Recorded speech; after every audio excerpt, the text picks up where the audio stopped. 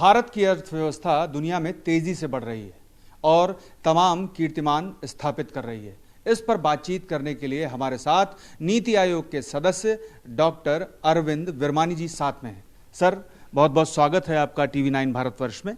मेरा सवाल आपसे ये है कि भारत की अर्थव्यवस्था तेजी से बढ़ रही है, इसके बावजूद प्रति व्यक्ति आय और रोजगार के मामलों में हम पिछड़ रहे हैं। ये जो आप कह रहे हैं ये एक्चुअल डेटा और फैक्ट्स पे बेस्ड नहीं है, ये लोगों का इम्प्रेशन है और ये इम्प्रेशन ठीक नहीं है। मैं 2-3 नंबर्स आपको बताऊंगा। एक तो आजकल चर्चा हो रही है जीडीपी साइज़ और पर कैपिटा जीडीपी के कि ये इसमें कोई फ़र्क है, ये अलग चीज़ें हैं। तो लेट मी टेक जो आपका प्रश्न है उस पर हम अगर देखें पर कैपिटा जीडीपी को भी देखें, जीडीपी की बात फिर आएंगे। जो पर कैपिटा जीडीपी हम कंपेयर करें, मैंने किया है पिछले 10 साल में क्या हुआ है और उससे पिछले 10 साल में क्या हुआ है। तो इसके लिए जिसको वेलफेयर कहते हैं, जो आप कह रहे हैं वेलफेयर ऑफ द पब्लिक, तो उसके लिए हमें per capita GDP at purchasing power parity use करना होता है। और इस कंपैरिजन को मैंने किया है और वो दिखाता है कि पिछले 10 साल में रफ पीरियड ले रहा हूँ, एग्जैक्ट भी बता सकता हूँ, 2014 से लेकर 2023 तक हमारी स्थिति जो है दुनिया में वो 11 रैंक्स इम्प्रूव हुई है और उससे पहले 10 साल में खाली 7 रैंक इम्प्रूव हुई थी। तो हमारी रिलेटिव पोजीशन दुनिया में इम्प्रूव हो रही है पिछले खाली 20 साल से नहीं, 30 या 30 साल मिनिमम से हो रही है और ये इंक्रीज हो रही है, इसका मोर रैपिड हो रहा है। 11 रैंक पिछले 10 साल में, 7 रैंक उससे पहले 10 साल से।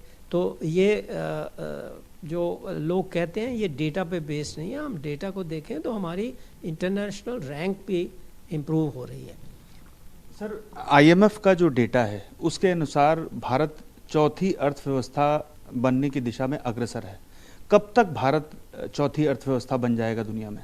तो कई लोगों के फोरकास्ट होते हैं। मेरा फोरकास्ट जो मैंने दिसंबर जनवरी में दिया था, मैंने भी यही कहा था कि इस साल मतलब 2025 में लाइकली है, क्योंकि ये एग्जैक्ट प्रेडिक्शन तो होता है, प्रेडिक्शन होता है कि लाइकली है कि हम चौथी रैंक पे पहुंच जाएंगे। और उसके बाद अप्रैल में आईएमएफ ने भी दिया है अपना फोरकास्ट। वो हर साल अप्रैल में 5 साल का फोरकास्ट देते हैं। तो उस फोरकास्ट में भी आया है कि इस साल मतलब 2025 पूरे साल में हम चौथी रैंक पे पहुंच जाएंगे। तो उन्होंने भी कंफर्म किया है जो मेरा फोरकास्ट था। इसका मतलब है हम दोनों का फोरकास्ट यही है कि इस साल, ऑफ कोर्स जो एक्चुअल डेटा है वो तो अगले जनवरी फरवरी में आएगा, पर इस साल फोरकास्ट है, मेरा भी है और आईएमएफ का भी है कि हम चौथी दर्जे पे पहुंच जाएंगे। सर, ये भी दावा किया जा रहा है कि हम चौथे अर्थव्यवस्था बन चुके हैं, इसमें कितनी सच्चाई? नहीं, सच्चाई की बात नहीं है, मैं डेटा चाहिए होता है ना। सच्चाई या बुरे किस चीज़ पे आप करोगे? तो डेटा जब आएगा तभी मैं इसकी बात कर सकता हूँ ना कि क्या पहुँचे हैं नहीं पहुँचे हैं। जैसे मैंने कहा 2024 का डेटा हमारे पास है, उसके हिसाब से मैं ये बता सकता हूँ। मैं उसके हिसाब से एक इंडेक्स बनाता हूँ जिसका नाम है VIP index of economic power. जो हम डिस्कस करते हैं साइज़ का वो US डॉलर में करते हैं। हमारी रुपीज़ में हमारी होती है, जापान की येन में होती है, वो सबको US डॉलर में कन्वर्ट करके फिर ही हम उसका अंदाज कर सकते हैं ना कि कौन सा कम है कौन ज़्यादा है। पर तो उसका तो मैंने फोरकास्ट दिया था। क्या बेसिस था मेरा फोरकास्ट?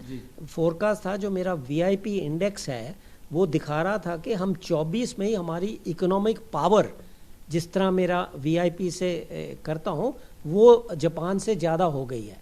तो मेरे हिसाब से इकोनॉमिक पावर बढ़ गई है, पर जो US डॉलर GDP है वो इस साल के अंत में होगी। यानी कि 2025 के अंत तक भारत, नॉर्मल हम डिस्कशन करते हैं डॉलर्स में, तो भारत 2025 के अंत तक चौथी अर्थव्यवस्था बन जाएगा, ये आपका कहना है? हाँ बिल्कुल।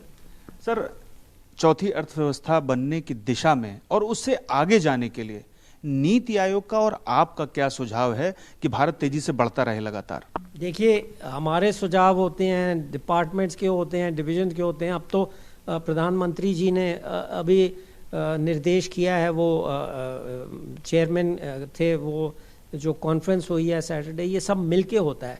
तो मैं कहूँगा हमारे खाली ये नहीं है टीम इंडिया के, पर मैं जो हम समझते हैं उसके 4-5 चीज़ें इम्पोर्टेंट मैं कह सकता हूँ। तो हमारा गोल खाली यही नहीं है कि ग्रोथ ज़्यादा हो, जिसको हम कहते हैं सस्टेन्ड फास्ट इंक्लूसिव ग्रोथ, तो हमारा दोनों का है। तो इकट्ठा ही बढ़ना है, ग्रोथ को भी बढ़ाना है और इंक्लूसिव भी होनी चाहिए ग्रोथ, के सबको इसका फ़ायदा हो, सबके साथ सबका विकास। आपने सुना ही हुआ है, प्रधानमंत्री जी का कहना है। तो इसमें मैं 4-5 चीज़ें बता सकता हूँ। इसमें हज़ारों चीज़ें होती हैं, सब लोग इकट्ठे मिलके कर रहे हैं, पर मेरे हिसाब से 4-5 चीज़ें जो बहुत महत्वपूर्ण हैं इस टाइम पे। एक तो है बेसिक FLN, जो न्यू एजुकेशन पॉलिसी में है, फंक्शनल लिटरेसी और न्यूमरेसी, क्योंकि वो सब चीज़ का बेसिस है। आपको अगर बेसिक पढ़ना ही नहीं आएगा, अगर आधे बच्चे पढ़ ही नहीं सकते, तो कोई उन्नति नहीं हो सकती। यानी कि बेसिक शिक्षा को बढ़ावा दिया जाना चाहिए, इम्प्रूवमेंट। और हमें इसका रिजल्ट भी मिल रहा है, ये मैं थ्योरी में नहीं कह रहा। हमने देखा है कि पिछले 10 साल में यूपी ने काफ़ी इस पे एफर्ट किया है। मैं नहीं कह रहा कि और ने नहीं किया, पर यूपी ने किया है। उसका नतीजा दिख रहा है कि 10% इम्प्रूवमेंट हुई है। समझ लो पहले 40% अगर पढ़ सकते थे, अब 50% बेसिक मिनिमम पढ़ सकते हैं। एग्जैक्ट नंबर अब मुझे याद नहीं है, पर इम्प्रूवमेंट 10% की हुई है। तो एक तो वो है। दूसरा जॉब स्किल्स, सबको जॉब स्किल्स कहिए। आपने सुना होगा, कहानियाँ होती हैं, इतने हज़ारों इंजीनियर निकलते हैं, पर 50% वो एम्प्लॉयेबल नहीं है, वो काम कर ही नहीं सकते जिसके लिए उनको ट्रेनिंग की है। इसका मतलब कुछ कमी है। तो जॉब स्किल्स बहुत इंपॉर्टेंट है, कि जो जॉब होता है, ऐसे जनरल एजुकेशन से होता है, उसकी स्पेसिफिक स्किल्स होती हैं। और मैंने काफ़ी ट्रैवल किया, आप समझेंगे नहीं कि अगर आप स्टिचिंग ही देख लीजिए तो हाँ, उसका खाली हम जॉब स्किल जब सोचते हैं कि हाई स्किल, कि बड़ी हाई नहीं, लो skill, medium skill, across the board. और एक उदाहरण मैं देता हूँ आजकल कि स्टिचिंग का, जो स्टिचिंग होती है जो कॉटन की है, वो मैन मेड फाइबर से अलग है, और कोई और मटेरियल होगा, मिक्स्ड फैब्रिक होगा, वो सब अलग होती है। तो वो जॉब स्किल ज़रूरी होती हैं। तो ये दूसरी चीज़ है, तो सबको। और तीसरा है विमेंस पार्टिसिपेशन। अगेन आपने कई बार प्रधानमंत्री जी को सुना होगा, पर ये बहुत इंपॉर्टेंट है, क्योंकि इससे हमारा लेबर फोर्स बढ़ेगा, तो हायर ग्रोथ होगी और इंक्लूसिव भी होगा। वही वर्ड, फास्ट इंक्लूसिव ग्रोथ। तो उस पर काफ़ी वो इन्वेस्टिगेशन हुई है, सुझाव आए हैं। 2 मैं आपको बता सकता हूँ। हमने देखा है कि बहुत इम्पोर्टेंट है हाउसिंग और ट्रांसपोर्ट का इंडस्ट्रियल वर्क से लिंक। तो वो लिंक बड़ी केयरफुली सोच के, जिन प्रदेशों ने इसका लिंकेज किया है, वहाँ पे लेडीज़ विमेन का वर्कफोर्स बढ़ रहा है। एक यूनिट में मैं गया था, उसमें जो असेंबली वर्कर्स हैं 85%, 80% से ज़्यादा फीमेल वर्कर्स थे। तो विमेंस पार्टिसिपेशन इन वर्क। और चौथा, बस ये चौथा एग्जांपल दूंगा कि हमें अगेन ये सब चीज़ें प्रधानमंत्री जी सब लोग कह रहे हैं, पर क्वेश्चन इज कि इसको कैसे बढ़ावा दें। जो कहते हैं ईज ऑफ डूइंग बिजनेस, तो कॉस्ट ऑफ इंडस्ट्री, मैन्युफैक्चरिंग, उसको कैसे इम्प्रूव किया जाए। कई चीज़ें चर्चा हुई हैं, कई हो रही हैं, पर ये काफ़ी बड़ा जॉब है। तो हम उसको कॉन्स्टेंटली देखते रहते हैं कि कहाँ पे कमी रह गई है, कहाँ पे इम्प्रूवमेंट करना है। सर, मेरा एक अंतिम सवाल है। चूँकि भारत पाकिस्तान के बीच जिस तरह की क्लैशेस हुए और अभी एक तरह की जो नैरेटिव वार चल रही है, उसके बीच पाकिस्तान को IMF, वर्ल्ड बैंक और कई अन्य संस्थाओं ने फंड मुहैया कराया है। भारत को इस दिशा में क्या कदम उठाना चाहिए? देखो, IMF के अपने प्रोसीजर हैं। मैं तो यही बता सकता हूँ, मैं कब 2023 में मेरा टर्म 12 में ख़त्म हुआ था, उसके बाद क्या हो रहा है मुझे नहीं पता, पर उसकी मैं बात कर आपको बता सकता हूँ। वहाँ पे प्रोसीजर होता था कि हम किसी भी लोन पे अगर ऑब्जेक्ट करते थे, पहले उनका सजेशन होता कि आप उनसे डिस्कस करिए कि अगर किसी का भी लोन हो, अब XYZ मेरे को ग्रीस का हो, जैसे मैं जब था तो यूरोपियन कंट्रीज बहुत ले रही थी, ग्रीस ले रहा था, आयरलैंड ले रहा था, तो लोगों को ऑब्जेक्शन होती है एक चीज़ पे, दूसरी चीज़ वो कहते थे पहले उनसे डिस्कस करिए, अगर वो आपकी बात मान जाएंगे तो उसमें वोटिंग में क्या इशू आनी चाहिए। यानी कि भारत था कि अगर ये भी नहीं, अगर वो तुम यू आर नॉट सेटिस्फाइड, आपकी सेटिस्फैक्शन नहीं हो तो आप वो बफ होता था, उसको लिख देते थे उस पर कि ये हमें ऑब्जेक्शन है।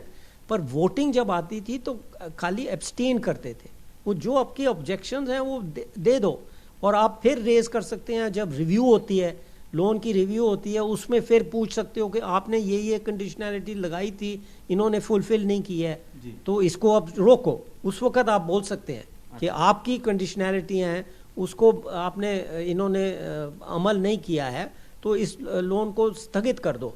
तो ये बड़े प्रोसीजर्स हैं उनके, वो फॉलो करेंगे, करना है। यानी कि भारत को अप्रोच करना चाहिए इन संस्थाओं को और अपनी बात को रखना चाहिए। रखना पड़ा है, रखते हैं और रखेंगे, इसमें कोई मेरी सजेशन नहीं है, ये होता है।